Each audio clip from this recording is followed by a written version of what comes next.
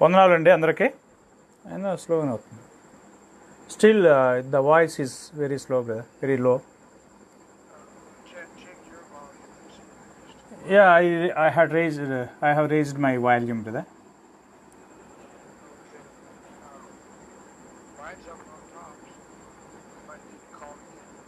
Okay, I will call you back brother.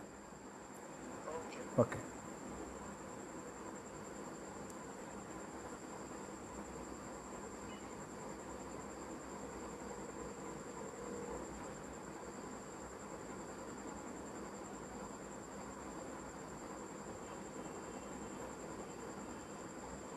Hello.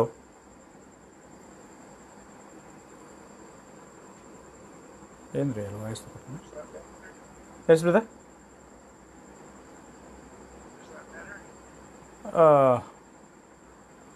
It is not better as it was. Yeah, not really. It was better. I can use another phone brother. John McNiponity. I'll call by other phone brother. Okay.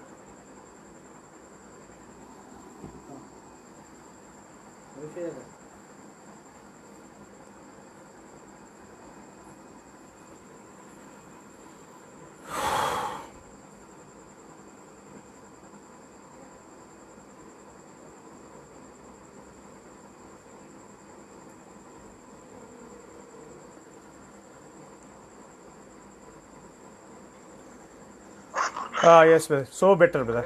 Yeah, so better today than this phone. Is that better? Yeah, very better. Okay, that's good. Okay brother.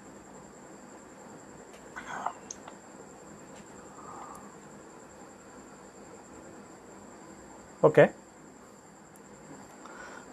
వందనాలు brethren.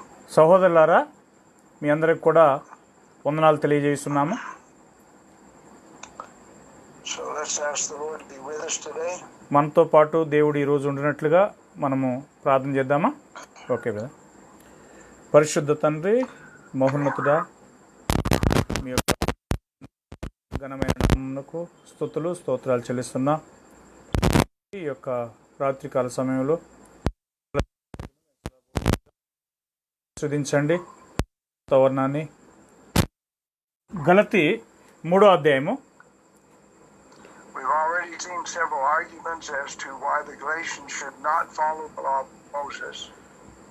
అనేక వాగ్దానాలను మనం అనేక వాదాలను ముందుగానే చూశాము. ఎందుకు గలతీయులు మోషే ధర్మశాస్త్రం అయిపోతున్నారనే విషయమై. And he's using Abraham as his argument. దానికి అబ్రహాముని, ఆ యొక్క వాదానికి అబ్రహామును ఉపయోగిస్తున్నాడు ఆయన.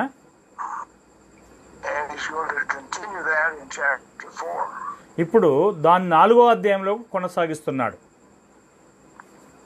Okay, so verse 15, Galatians 3:15. గలతీ 3:15. గలతీ 3:15. Okay, చదవా?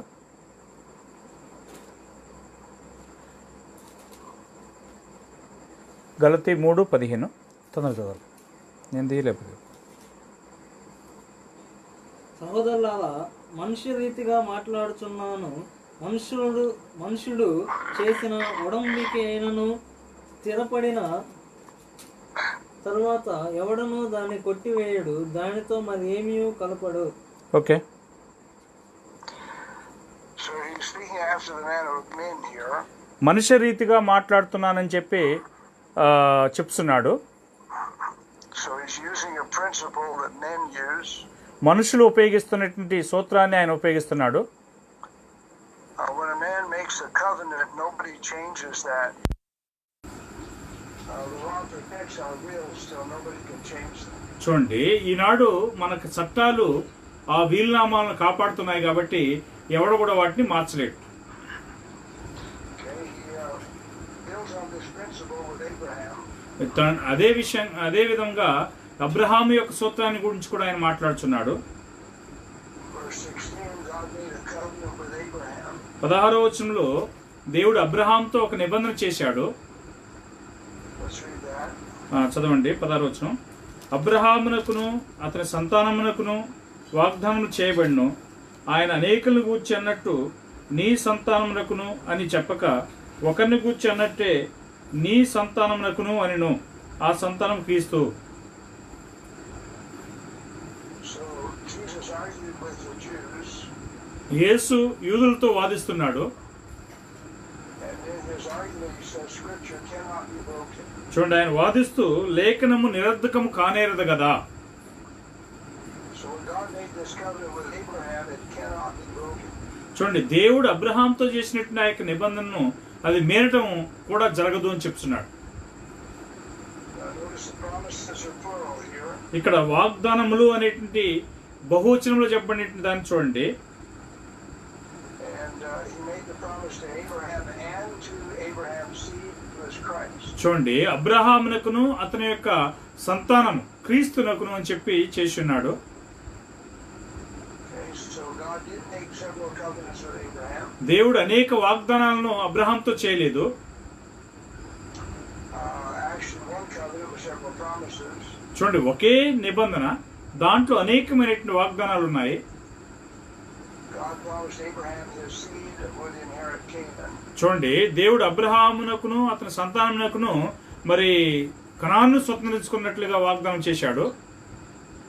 Well, Christ had no children, క్రీస్తునకు పిల్లలు లేరు, so that doesn't apply to Christ. అది కనాను వాగ్దానం అనేది క్రీస్తునకు చెందదు. God promised Abraham he would be the father of many nations. దేవుడు అబ్రహాంతో చెప్పాడు, నీవు అనేక జనములకు తండ్రి అవుతావు అని చెప్పాడు. That promise was not to Christ, ఆ యొక్క వాగ్దానం కూడా క్రీస్తుకు చెందింది కాదు. but God did make one special promise to Abraham and Christ. దేవుడు ఒక ప్రత్యేకమైనటువంటి వాగ్దానాన్ని అబ్రహామునకును క్రీస్తునకును చేశాడు. Romans 4:12-13. రోమా 12వ అధ్యాయము 14 నుంచి, రోమా 4వ అధ్యాయము 12-13 వచనాలు. రోమా 4వ అధ్యాయం 12-13 వచనాలు. ఓకే. మరియు సున్నతి గల వాదికిని తండ్రి అగుటకు అనగా సున్నతి మాత్రము పొందిన వారు గాక మన తండ్రి అయిన అబ్రహాము సున్నతి పొందక మునుపు అతనికి కలిగిన విశ్వాసం యొక్క అడుగుజాడలను బట్టి నడుచుకొనిన వారికి తండ్రి అగుటకు అతడు ఆ గురుతు పొందెను. అతడు లోకమునకు వారసుడు అగునను వాగ్దానము అబ్రహామున కైనను అతని సంతానము కైనను ధర్మశాస్త్రం మూలంగా కలుగలేదు గాని విశ్వాసం వలనైన నీతి మూలంగానే కలిగెను. Okay. So why would he mention following Abraham in verse 12? 12వ వచనంలో అబ్రహాముని అనుసరించుడి అని ఎందుకు చెప్పాడు ఆయన? He's talking about inheritance in verse 13. 13వ వచనంలో ఆయన స్వాస్థ్యాన్ని గురించి మాట్లాడుచున్నాడు. This promise here in verse 13 is that Abraham would be the heir of the world. ఇక్కడ 13వ వచనంలో ఉన్నటువంటి వాగ్దానం ఏంటంటే అబ్రహాము లోకమునకు వారసుడగును అనేటువంటి వాగ్దానము ఉన్నది. So which world is he talking about? ఇక్కడ మాట్లాడుతున్నటువంటి లోకము ఏ లోకమై ఉన్నది? Acts 7 verse 5. అపోస్తుల కార్యం 7:5 వచనము. అపోస్తుల కార్యం 7వ అధ్యాయము 5వ వచనము. ఆయన ఇందులో అతనికి పాదం పట్టునంత భూమినైనను స్వాస్థ్యంగా ఇయ్యక అతనికి కుమారుడు లేనప్పుడు అతనికిని అతని తరువాత అతని సంతానమునకును దీనిని స్వాధీనపరతునని అతనికి వాగ్దానం చేసెను. Okay. So God did not give Abraham inheritance, not even enough to put his foot on. చూడండి, దేవుడు అబ్రహామునకు కనీసం పాదం పట్టేంత వరకు కూడా స్వాస్థ్యాన్ని అక్కడ ఇవ్వలేదు. So Abraham did own property in Genesis 35:10. చూడండి, Abraham Genesis 35:10 He owned property. అతను ఆ యొక్క కొంత భూభాగాన్ని పొందాడు, ఆయన కొనుక్కున్నాడు. But buying and inheriting are fully different. చూడండి, కొనుట అదేవిధంగా స్వాస్థ్యముగా పొందుట అనేటువంటిది రెండు వేరువేరుగా ఉన్నాయి. But Abraham did not inherit anything of this earth. ఈ యొక్క భూమి మీద అబ్రహాం దేనిని కూడా స్వతంత్రించుకోలేదు. Well, then which world is he talking about that Abraham would inherit? అప్పుడు అలాగైతే అబ్రహాము స్వతంత్రించుకునబోయేటువంటి లోకము ఏ లోకమైతుంది ఇక్కడ? And notice it wasn't just a part of the earth, it was the world itself. చూడండి, అక్కడ ఏదో భూమిలో కొంత భాగం అని చెప్పలేదు ఆయన, ఆ యొక్క భూలోకం అంతటినీ అని చెప్తున్నాడు. Hebrews 11:10, Hebrew 11:10 where was Abraham's confidence? Abraham యొక్క మరి నమ్మకం ఎక్కడ ఉన్నది, నిరీక్షణ ఎక్కడ ఉన్నది? ఏలైనగా దేవుడు దేనికి శిల్పియు నిర్మాణకుడై ఉన్నాడో పునాదులు గల ఆ పట్టణం కొరకు అబ్రహాం ఎదురు చూస్తూ ఉండెను. Okay, So is he wanting something on this earth or the next world? ఈ యొక్క భూలోకంలో ఏదైనా కావాలని కోరుకున్నాడా, రాబోతున్న లోకం కోసం ఏదైనా కావాలని కోరుకున్నాడా ఆయన? Then Hebrews 11:14-16. హెబ్రీ 11:14-16 చదువుతాము. ఎలాగూ చెప్పువారు స్వదేశం వెతుకుచున్నామని విషదపరుచున్నారు కారా, వారు ఏ దేశం నుండి వచ్చిరో ఆ దేశమును జ్ఞాపకమందుంచుకున్న ఎడల మరలా వెళ్ళుటకు వారికి వీలు కలిగి ఉండును. అయితే వారు మరి శ్రేష్టమైన దేశమును అనగా పరలోక సంబంధమైన దేశమును కోరుచున్నారు. అందుచేత తాను వారి దేవుడిని అనిపించుకున్నటకు దేవుడు వారిని గూర్చి సిగ్గుపడక. Abraham's heart was on a heavenly country.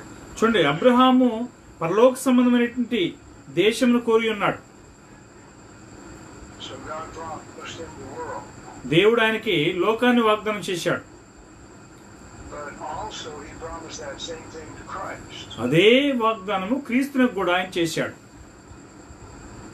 So Hebrews 1:2, Hebrew 1:2 how much is Christ going to inherit? క్రీస్తు ఎంత భాగాన్ని స్వతంత్రించుకోబోతున్నాడు? ఈ దినముల అంతమందు కుమారుని ద్వారా మనతో మాట్లాడను. ఆయన ఆ కుమారుని సమస్తమునకు వారసునిగా నియమించను. ఆయన ద్వారా ప్రపంచమును నిర్మించను. So Christ is going to inherit everything. క్రీస్తు సమస్తాన్ని స్వతంత్రించుకోబోతున్నాడు. Abraham will inherit the new world. Abraham క్రొత్త లోకాన్ని స్వతంత్రించుకోబోతున్నాడు.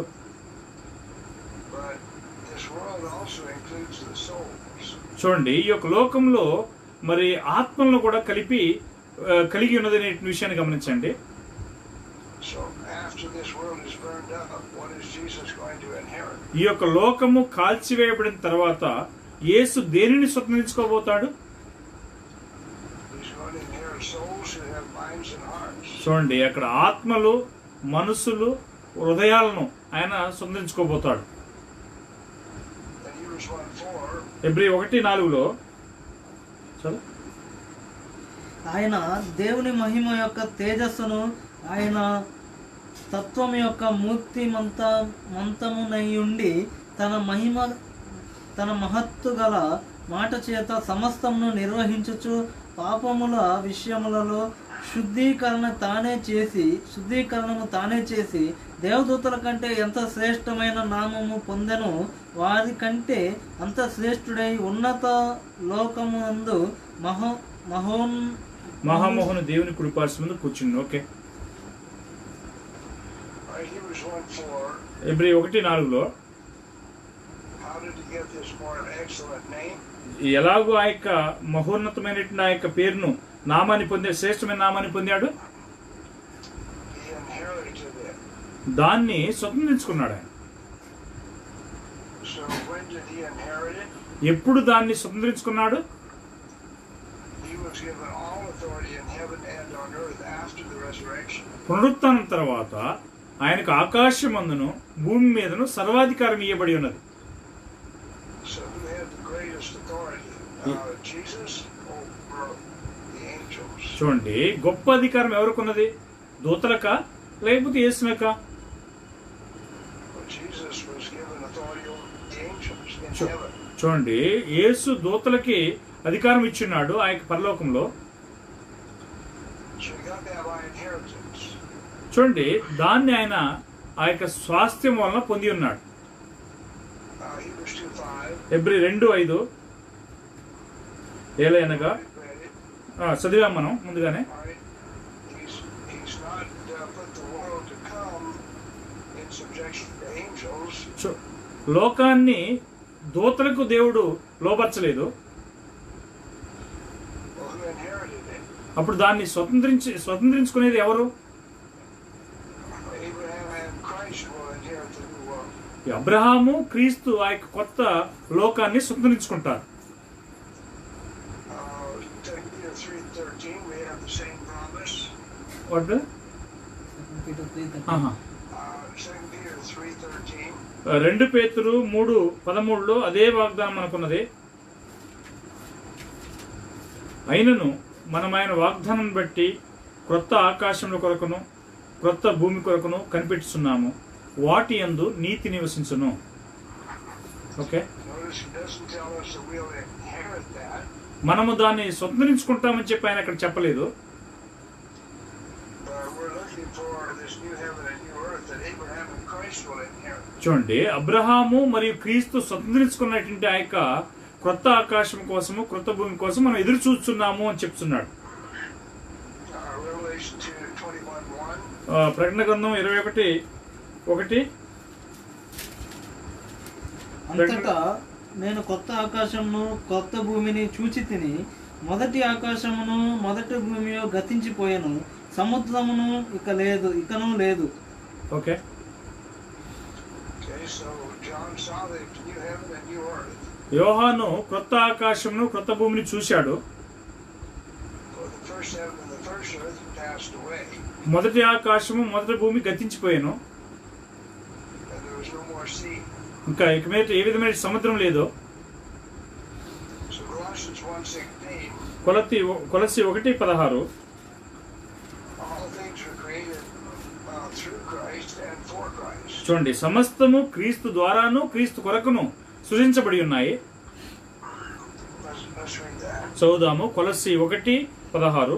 ఏలయనగా ఆకాశమందున్నవి భూమి యందున్నవి దృశ్యమైనవే కాని అదృశ్యమైనవే కాని అవి సింహాసనములైనను ప్రభుత్వములైనను ప్రధానులైనను అధికారములైనను సర్వమును ఆయన యందు సృజింపబడును, సర్వమును ఆయన ద్వారా ఆయన బట్టి సృజింపబడును. Okay, So all things were created through Him. సమస్తము ఆయన ద్వారానే సృజించబడ్డాయి. So the Father created it and used Christ. చూడండి, తండ్రి సృష్టించాడు, క్రీస్తును ఉపయోగించుకున్నాడు. And He says He created it for Christ. చూడండి, అవి క్రీస్తు కోసము సృజించబడ్డాయి అని చెప్తున్నాడు. So Psalms 2 tells him that He inherited this earth. కీర్తన 2వ అధ్యాయంలో ఆయన యొక్క భూలోకమును స్వతంత్రించుకుంటాడు అనే విషయాన్ని చెప్తున్నాయి. Psalms 2:7-9. కీర్తనలు 2:7-9 చదువు. కట్టడను నేను వివరించదును, యెహోవా నాకు ఇలాగ సెలవిచ్చును, నీవు నా కుమారుడు, నేడు నిన్ను కనియున్నాను, నన్ను అడుగుము, జనములను నీకు స్వాస్థ్యముగాను భూమిని దిగంతముల వరకు సొత్తుగాను ఇచ్చెదను. ఇనపదండంతో నీవు వారిని నలగొట్టెదవు, కుండను పగలగొట్టినట్టు వారిని ముక్కల చెక్కలుగా పగలగొట్టెదవు. Okay, So notice, ask and I'll give you the heathen for your inheritance. చూడండి, నన్ను అడుగుము, జనములను నీకు స్వాస్థ్యముగా ఇచ్చేదను అని చెప్తున్నాడు. So how did you get all these nations? ఈ యొక్క దేశములన్నింటినీ ఆయన ఎలాగ పొంది ఉన్నాడు? He inherited them. వాటిని స్వతంత్రించుకున్నందువలన. And after he inherited it, he got authority over it. వాటిని ఎప్పుడైతే ఆయన స్వతంత్రించుకున్నాడో, స్వతంత్రించుకున్న తర్వాత వాటి మీద అధికారం ఆయన కలిగి ఉన్నాడు. Well, if he inherited it, who does it belong to? ఆయన దాన్ని స్వతంత్రించుకున్నాడు అని అంటే అది ఎవరికి చెందింది? So all nations belong to Christ. సమస్త దేశములు కూడా క్రీస్తునకు చెంది ఉన్నాయి. And he got them by inheritance. వాటిని స్వతంత్రించుకున్నట్టు ద్వారా పొంది ఉన్నాడు. And he also got the uttermost parts of the earth for his possession. ఆ తర్వాత ఆయన భూదిగంతంలో సొత్తుగాను పొంది ఉన్నాడు. Okay, so who does this earth belong to? అలాగైతే ఈ యొక్క భూమి ఎవరికి చెందింది? He's inherited it. ఆయన వాటిని స్వతంత్రించుకున్నాడు. Revelation 2, ప్రకటన గ్రంథం 2వ అధ్యాయము verses 26 and 27. ప్రకటన గ్రంథం 2వ అధ్యాయము 26-27 వచనాలు. నేను నా తండ్రి వలన అధికారం పొందినట్టు జయించు అంతం వరకు నా క్రియలను జాగ్రత్తగా చేయడానికి జనుల మీద అధికారం ఇచ్చేదను. అతడు ఇనపదండంతో వారిని ఏలును. వారు కుమ్మరి వాని పాత్ర వల్లే పగలగొట్టబడుదురు. Okay, So he's quoting Revelation 2 here. ఇక్కడ ప్రకటన Psalms 2. కీర్తన గ్రంథం 2వ అధ్యాయాన్ని ఇక్కడ కోట్ చేస్తున్నాడు ఆయన. And notice he says, I've already received it from my Father. ఆయన ముందుగానే చెప్తున్నాడు, నేను ముందుగానే నా తల్లి యొద్ద నుంచి స్వతంత్రించుకున్నాను అని చెప్తున్నాడు. So Christ has already received part of his inheritance. ఈ క్రీస్తు యొక్క స్వాస్థ్యమును బాగానే ఆయన స్వతంత్రించుకున్నాడు. Romans 8th chapter, రోమా 8వ అధ్యాయము 16 and 17. రోమా 8వ అధ్యాయము 16-17 వచనాలు. మనము దేవుని పిల్లలమని ఆత్మ తానే మన ఆత్మతో కూడా సాక్ష్యమిస్తున్నాడు. మనము దేవుని పిల్లలమైతే వారసులం, అనగా దేవుని వారసులం కనుక క్రీస్తుతో కూడా మహిమ పొందుటకు ఆయనతో శ్రమపడిన ఎడల క్రీస్తుతోడి వారసులం. Okay, So for children of God, we will inherit from God. మనం దేవుని పిల్లలమైతే దేవునితో పాటు స్వతంత్రించుకుంటాం. But we'll inherit through Abraham and Christ. మనము క్రీస్తు ద్వారాను అబ్రహాం ద్వారాను స్వతంత్రించుకుంటాం. So somebody says, well, how can God inherit what he made? చూడండి, దేవుడు తాను చేసినటువంటి దాన్ని ఆయనే ఎలాగ స్వతంత్రించుకోగలడు అని చెప్పి ఎవరో ఒక ఆయన అడుగుతున్నాడు. Well, we're reading it here. మనం ఇక్కడ చదువుతున్నాము. If we have the faith of Abraham, we'll believe what we're reading. మనకు అబ్రహాము యొక్క విశ్వాసం ఉన్నట్లయితే మనం ఏమైతే ఇక్కడ చదువుతున్నామో చదివేటువంటి దాన్ని నమ్ముతాం. Then he tells us plainly in verse 17, 17వ వచనంలో చాలా తేటగా చెప్తున్నాడు ఆయన, we're joint heirs with heirs of God. మనము దేవునితో పాటు సహవారసులము అని అంటున్నాడు.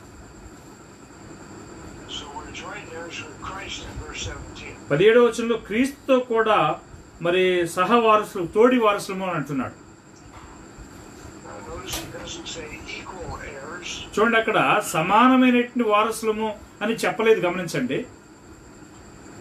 He says joint heirs. అక్కడ తోడి వారసులము అని అంటున్నాడు. Alright, so if we're joint heirs, we inherit at the same time. చూడండి, మనము తోడి వారసులం అంటే ఒకేసారి స్వతంత్రించుకుంటామని అర్థం. So Christ will inherit the same time we do. క్రీస్తు ఎప్పుడైతే స్వతంత్రించుకుంటాడో అప్పుడే మనమును స్వతంత్రించుకుంటాము. He will inherit the kingdom in Matthew 25. మత్తయి 25వ అధ్యాయంలో మనం రాజ్యాన్ని స్వతంత్రించుకుంటాము. And Christ and Abraham will inherit the whole world. క్రీస్తును అలాగే అబ్రహామును సర్వలోకాన్ని స్వతంత్రించుకుంటారు. So in Galatians 3:29, గలతీ 3:29లో who do we inherit through? మనం ఎవరి ద్వారా స్వతంత్రించుకుంటాము? గలేషియన్స్ 3:29, మీరు క్రీస్తు సంబంధులైతే ఆపక్షమందు అబ్రహాము యొక్క సంతానమై ఉండి వాగ్దానం ప్రకారం వారసులై ఉన్నారు. Okay, Okay, so we're Abraham's seed, we're his children. మనం అబ్రహాము యొక్క సంతానము, ఆ తర్వాత ఆయన పిల్లలమై ఉన్నాం. So we'll inherit through Abraham. మనం అబ్రహాం ద్వారా స్వతంత్రించుకుంటాము. But if we're Christ, then we're Abraham's children. మనము క్రీస్తు సంబంధులమైతే అబ్రహాం యొక్క పిల్లలమై ఉన్నాము. So we'll inherit through Abraham and Christ. మనం అబ్రహాము మరియు క్రీస్తు ద్వారా స్వతంత్రించుకుంటాము. So this tells us why the book of Genesis is mostly about Abraham, Isaac, and Jacob. చూడండి, ఇది మనకేం చెప్తుందంటే ఆది కాండంలో ఎక్కువగా అబ్రహాము మరియు ఇస్సాకు, యాకోబుల గురించి ఎందుకు ఎక్కువగా చెప్తుందో మనకు అర్థమవుతుంది. Chapters 11 through 49 are about Abraham, Isaac, and Jacob. చూడండి 49 నుంచి 49 అధ్యాయాల్లో అబ్రహాము, యాకోబు, అది ఇస్సాకు, యాకోబుల గురించి చెప్తున్నది ఎక్కువగా ఆది కాండంలో. Okay. Chapters 11 through 25 is about Abraham. చూడండి 11 నుంచి chapters 11 to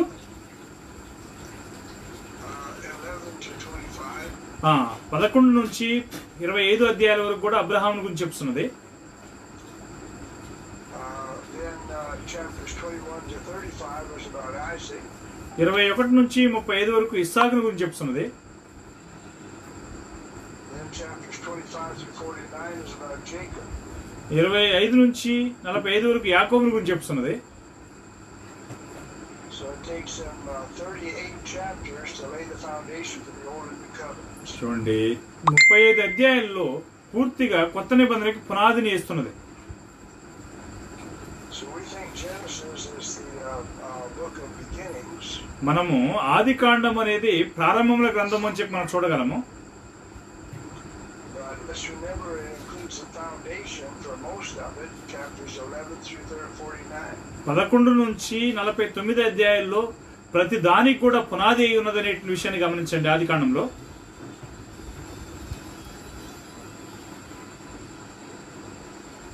okay.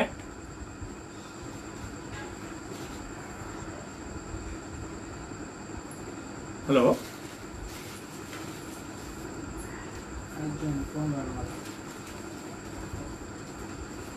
Brother, are you there brother?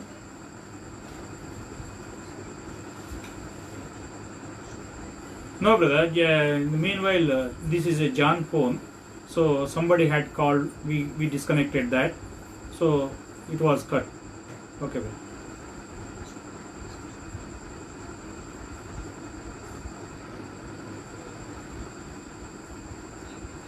Sorry brother, it is not clear still.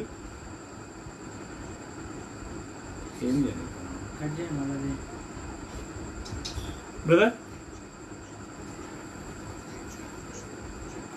ఆది కాండంలో 38 అధ్యాయాలు మరి మనకు చెప్తున్నది.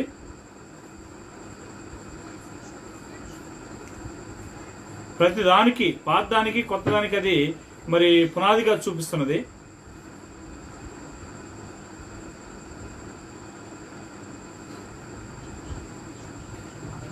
ఆది కాండము 26:5 వచనము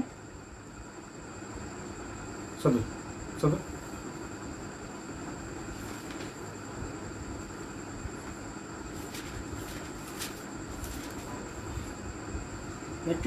ఏలైనగా అబ్రహాము నా మాట విని నేను విధించిన దాన్ని, నా ఆజ్ఞలను, నా కట్టడలను, నా నియమములను గైకొనని చెప్పెను.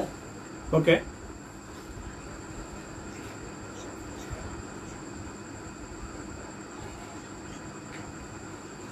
చూడండి, అదేం చెప్తున్నది అంటే చాలా తేటగా ఇశ్రాయేలు దాన్ని స్వతంత్రించుకుని పోతున్నారని చెప్తున్నది.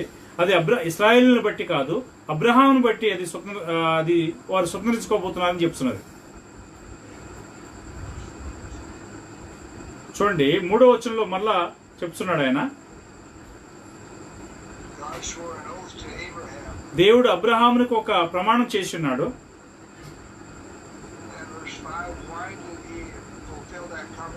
ఎందుకు ఆ యొక్క నిబంధన ఆయన నెరవేర్చున్నాడు? 5వ వచనంలో,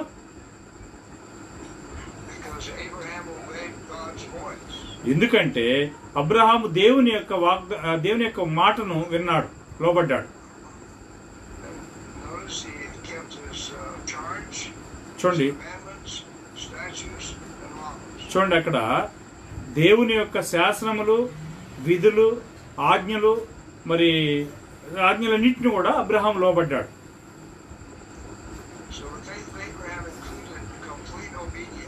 అబ్రహాం యొక్క విశ్వాసం అనేది పూర్తి విధేయతను చూపిస్తున్నది.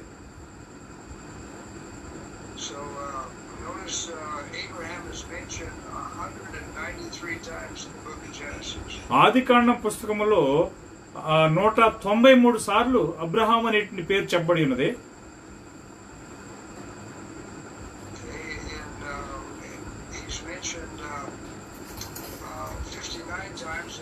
Abram. చూడండి 59 సార్లేమో అబ్రాము అని చెప్పబడింది. He's mentioned 134 times as Abraham. 134 సంవత్సరాలేమో Abraham అని చెప్పి ఆయన చెప్పాడు. So Abraham's mentioned 309 times in Scripture. లేఖనాల్లో 309 సార్లు అబ్రహాము మరి చెప్పబడ్డాడు. Jacob is mentioned 377 times in Scripture. లేఖనాల్లో 377 right. And then above that, Israel is mentioned 40 times. Israel దాంట్లో 374 ఏమో యాకోబు, దాంట్లో 45 సార్లు ఏమో ఇస్రాయేల్ చెప్పబడింది. So we can see that Abraham, Isaac, and Jacob were the foundation of the Old Covenant. Abraham, ఇస్సాకు, యాకోబులన్నిటి వారు పాత నిబంధనకి ఒక పునాది అయి ఉన్నారనే విషయాన్ని మనం చూడగలుగుతున్నాం. On Exodus 6, నిర్గమకాండం 6వ అధ్యాయము 7 and 8. 7-8 వచనాలు. మిమ్మును నాకు ప్రజలుగా చేర్చుకొని మీకు దేవుడినయ్యుందును, అప్పుడు ఐగుప్తీల బరువుల కింద నుండి మిమ్మల్ని వెలుపలికి రప్పించిన మీ దేవుడిని యెహోవా నేనే అని మీరు తెలుసుకుందరు. నేను అబ్రహాము, ఇస్సాకు, యాకోబులకు ఇచ్చినని చెయ్యి ఎత్తి ప్రమాణం చేసిన దేశంలోనికి మిమ్మల్ని రప్పించి దాన్ని మీకు స్వాస్థ్యముగా ఇచ్చెదను. నేను యెహోవానని చెప్పమనగా. So 8 times he tells the Israelites, I'm not doing this for you, I'm doing this because they pray. చూడండి 8 సార్లు అబ్రహాము అదే ఇశ్రాయేలుతో చెప్తున్నాడు, మిమ్మల్ని బట్టి కాకుండా నేను అబ్రహామును బట్టి మీకు చేస్తున్నానని చెప్పి దేవుడు చెప్తున్నాడు. So God changed Jacob's name to Israel. దేవుడు యాకోబు అనేటి పేరుని ఇశ్రాయేలుగా మార్చాడు. Then he called his people by the name Israel. ఆ తర్వాత యాకోబు యొక్క ప్రజల్ని కూడా ఇశ్రాయేలు అనేటి పేరుతో పిలుస్తూనే Genesis 32, ఆదికాండం 32వ అధ్యాయము 24 and 28. 24-25 వచనాలు. ఆదికాండం 32, 24-25 వచనాలు. యాకోబు ఒక్కడ మిగిలిపోయాను, ఒక నరుడు తెల్లవారు వరకు అతనితో పెనుగులాడను, తాను అతన్ని గెలవకుండా చూసి తొడగూటి మీద అతను కొట్టెను. అప్పుడు అతడు ఆయనతో పెనుగులాడటం వలన యాకోబు తొడగూడు వసిలెను. ఆయన తెల్లవారుచున్నది గనుక నన్ను పోనిమ్మని అతడు నీవు నన్ను ఆశీర్వదించితేనే గాని నిన్ను పోనీయనన్ను. ఓకే 28. ఓకే. ఆయన నీ పేరేమని అడగ్గా అతడు యాకోబు అని చెప్పెను. అప్పుడు ఆయన నీవు దేవునితోనూ మనుషులతోనూ పోరాడి గెలిచితివి గనుక ఇక మీదట నీ పేరు ఇశ్రాయేలే గాని యాకోబు అనబడదని చెప్పెను. ఓకే.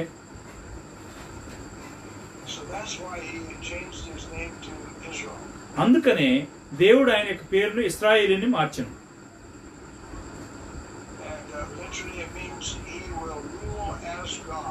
చూడండి అక్కడ దాని యొక్క అర్థం ఏంటంటే మరి దేవునితో పోరాటం చేసిన అని చెప్పి అర్థం అన్నమాట.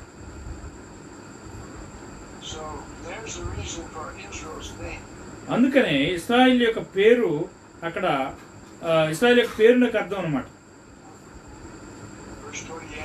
28వ వచనంలో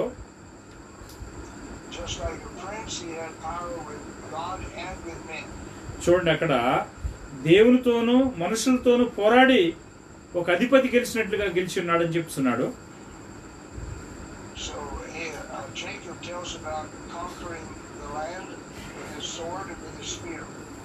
యాకోబు చూడండి అక్కడ యాకోబు మరి ఆ యొక్క భూభాగంని తన యొక్క ఖడ్గంతో జయించి ఉన్నాడని చెప్తున్నాడు. అతను చాలా బలం కలిగినటువంటి ఒక వ్యక్తి అయి ఉన్నాడు.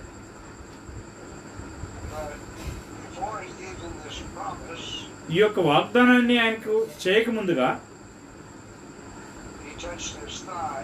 అతని యొక్క తొడగూటిని ఆయన ముట్టుకున్నాడు.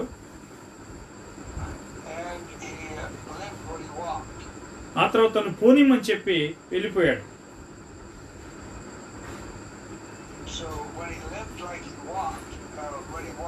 strong was he after that? చూడండి, అతను మరి నడిచిపోయినట్లుగా వెళ్ళాడు అని అంటే అతను ఎంత బలమైనటువంటి వాడై ఉంటాడు నడిచిపోట్లో.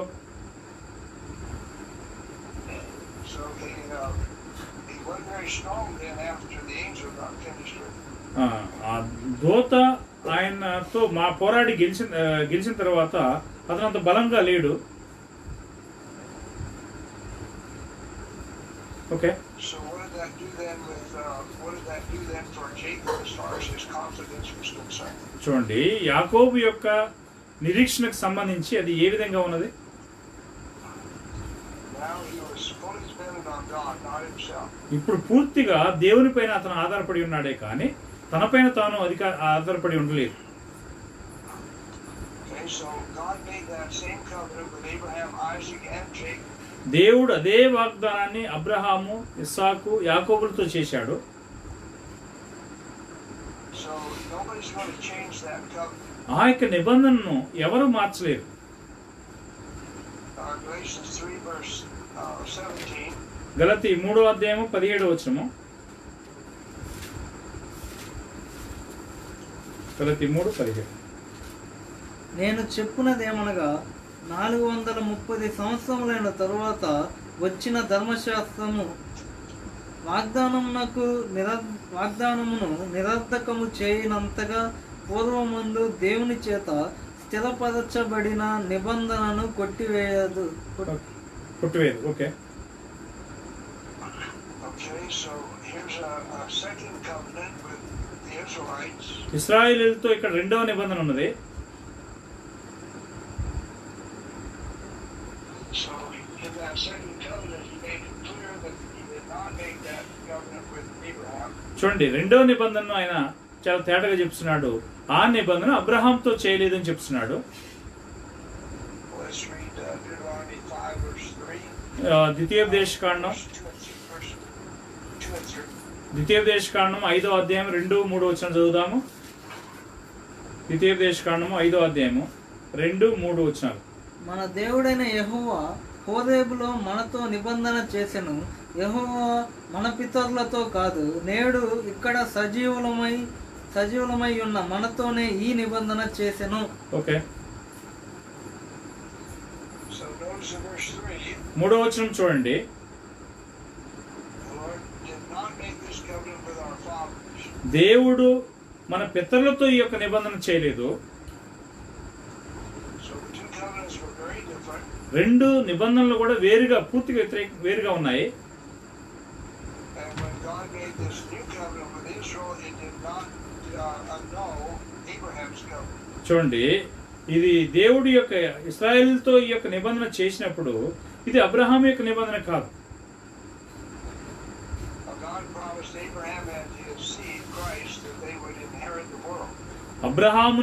అబ్రహాం సంతానమునకు దేవుడు వాగ్దానం చేసింది ఏంటంటే వారు లోకాన్ని స్వతంత్రించుకుంటారు అని చెప్పి చేయటం జరిగింది. And nothing can change that promise. ఏది కూడా ఆ వాగ్దానాన్ని మార్చదు. And notice none of the law of Moses included inheritance in the new world. కొత్త లోకాన్ని స్వతంత్రించుకున్నట్టు అనే దాంట్లో మోషే ధర్మశాస్త్రం కూడా దేన్ని కూడా అది కలపదన్నమాట.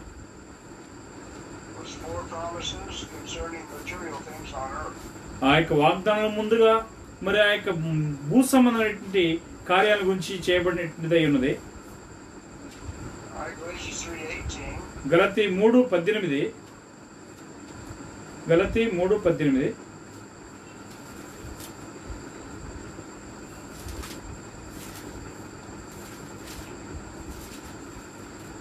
ఆ స్వాస్థ్యము ధర్మశాస్త్రం మూలంగా కలిగిన ఎడల ఇక వాగ్దానం మూలంగా కలిగినది కాదు.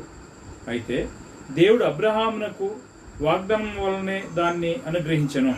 ఓకే,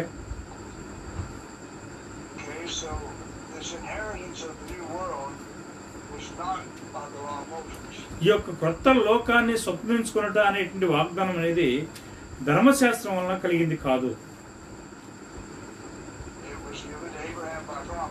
ఇది అబ్రహామునకు వాగ్దానం వలన ఇవ్వబడింది ఉన్నది.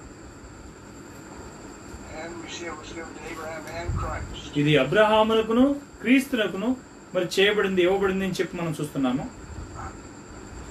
So then, why did the Galatians need this old covenant then? అలాగైతే ఈ గలతీయులకు పాత నిబంధన ఎందుకు అవసరమై ఉన్నది? Their eternal inheritance did not come through the law of Moses. వారి యొక్క నిత్యమైనటువంటి స్వాస్థ్యం అనేది మోషే ధర్మశాస్త్రం వల్ల కలగట్లేదు. It came through Abraham, comes through Abraham, అది అబ్రహాం ద్వారానే వస్తున్నది. and it comes through Christ. అది క్రీస్తు ద్వారానే వస్తున్నది. So then someone asks, why did he give them the law of Moses? అలాగైతే మోషే ధర్మశాస్త్రాన్ని ఎందుకు ఇవ్వడం జరిగింది అని చెప్పి ఎవరైనా ఒకరు అడిగినప్పుడు Why did he ask that same question in Galatians 3:19? గలతీ 3:19 అదే ప్రశ్నను ఆయన అడుగుతున్నాడు. చదువుదాం. అలాగైతే ధర్మశాస్త్రం ఎందుకు? ఎవరికి ఆ వాగ్దానం చేయబడినో ఆ సంతానం వచ్చే వరకు అది అతిక్రమం బట్టి దానికి తర్వాత ఇవ్వబడిను. అది మధ్యవర్తి చేత దేవదూతల ద్వారా నియమింపబడిను. Okay, Okay, so it was added because of transgression. ఇది అతిక్రమం వలనే ఇవ్వబడింది అని చెప్పి ఆయన చెప్తున్నాడు. And how long was it added? అది ఎంతకాలం అది అనుగ్రహించబడింది? He says until the seed should come. అది సంతానం వచ్చేంత వరకు అని చెప్పి ఆయన చెప్తున్నాడు. And which seed is he talking about? ఇక్కడ మాట్లాడుతున్నటువంటి సంతానం ఏ సంతానమైనది? The seed to whom the promise was made. ఆ యొక్క వాగ్దానం ఎవరికైతే చేయబడిందో ఆ యొక్క సంతానం వచ్చేంత వరకు. Well, he made the promise to Abraham and his seed. అబ్రహామునకును అతని సంతానమునకును ఆయన వాగ్దానం చేసెను. So the law that was given till Christ came. ఆ తర్వాత క్రీస్తు వచ్చేంత వరకు ధర్మశాస్త్రం అనేది వారికి ఇవ్వబడి ఉన్నది. So why was it given? Because of transgression? అది ఎందుకు ఇవ్వబడింది? అతిక్రమం బట్టి ఎందుకు ఇవ్వబడింది? Let's read Romans 7:13. రోమా 7:13 చదువుదాము. ఉత్తమమైనది నాకు మరణకరమైన అట్లను రాదు, అయితే పాపము ఉత్తమమైన దాని మూలంగా నాకు మరణము కలగజేయచ్చు. పాపమైనట్టు అగుపడి నిమిత్తము, అనగా పాపము ఆజ్ఞ మూలంగా అత్యధిక పాపమగు నిమిత్తము అది నాకు మరణకరమాయను. Okay, Okay, so there's your reason for the law. ఈ యొక్క ధర్మశాస్త్రం ఇవ్వబడటానికి గల కారణము ఇక్కడ ఉన్నది.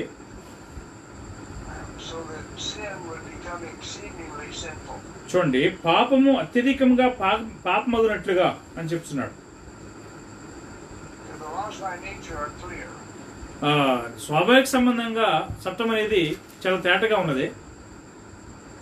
But when we have laws by commandment, they're very clear. ఆజ్ఞల మూలంగా వచ్చేటువంటి చట్టాలు అనేవి ఇంకా చాలా తేటగా ఉన్నాయి. So the law made sin exceedingly sinful. ఆ యొక్క ధర్మశాస్త్రం అనేది ఆజ్ఞ అత్యధికంగా పాపం నిమిత్తం అది అత్యధికంగా పాపమగు నిమిత్తం చేసి ఉన్నది. Okay, so that's why the law was given, అందుకొరకే ధర్మశాస్త్రం అనేది ఇవ్వబడి ఉన్నది. to make sin exceedingly sinful. పాపం అనేది ఆజ్ఞ మూలంగా అత్యధికంగా పాపమగు నిమిత్తం ఇవ్వబడి ఉన్నది. And that was until Christ came. అది క్రీస్తు వచ్చినంత వరకు ఇవ్వబడి ఉన్నది. So Galatians 3:20. గలతీ 3:20 మధ్యవర్తి ఒకనికి మధ్యవర్తి కాదు గాని దేవుడు ఒక్కడే. Okay, Okay, so why mention mediators here? ఇక్కడ మధ్యవర్తులు అనేటువంటి దాన్ని ఎందుకు ఇక్కడ చెప్తున్నాడు? Well, he's going to mention two mediators. ఇక్కడ ఇద్దరు మధ్యవర్తుల గురించి చెప్తున్నాడు. Mediators between two or more people. ఒక మధ్యవర్తి ఇద్దరు వ్యక్తుల మధ్యనో లేదా ఇంకెక్కువ మంది మధ్యనో ఉంటాడు.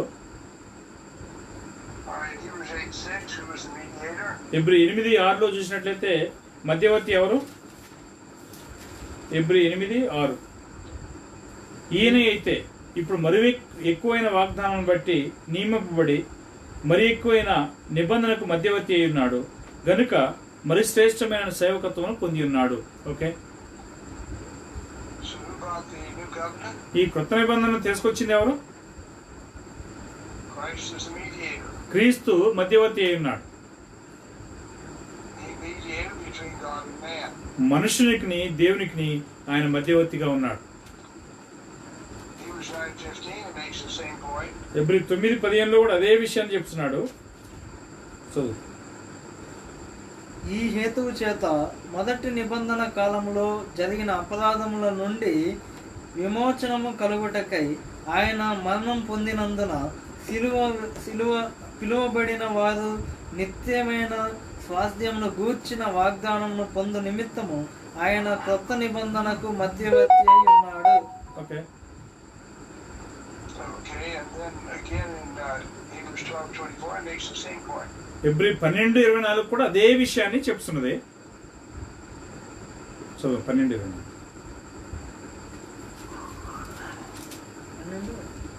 కొత్త నిబంధనకు మధ్యవర్తి అయిన యేసునొద్దకు ఏబేలు కంటే మరి శ్రేష్టంగా పలుకు ప్రోక్షణ రక్తమునకును మీరు వచ్చి ఉన్నారు.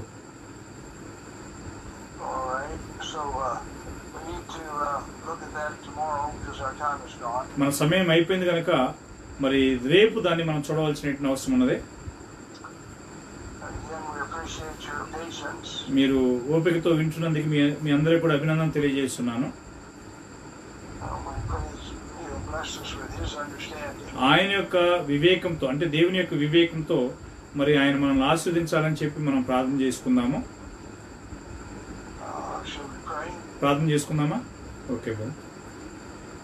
మా స్తుతులకు పాత్రుడా పరిశుద్ధ తండ్రి, పరలోకంలో నివాసం చేసిన ప్రేమగల మా గొప్ప తండ్రి, ఈ యొక్క రాత్రికాల సమయంలో తరగతికు ఎలాంటి ఆటంకాలు లేకుండా మీరు నిర్వహించుకున్నందుకే మీ స్తోత్రాలు.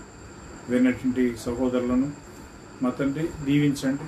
మంచి జ్ఞానము, వివేకము మా తండ్రి వివేకం అనుగ్రహించి మీ యొక్క మరి సత్యాన్ని విన్న రీతిగానే గ్రహించుకుంటూ సాయం చేయడం ప్రార్థన చేస్తున్నాం. అలాగే బోధించినటువంటి మీ దాసుని ఆశీర్వదించండి. వారి కుటుంబాన్ని, వారికి ఇచ్చినటువంటి కుమారులు వారి కుటుంబాలను కూడా దీవించండి. మీ చిత్తమైతే అందరికి మంచి ఆరోగ్యం దయచేయగలని ప్రార్థన చేస్తున్నాం.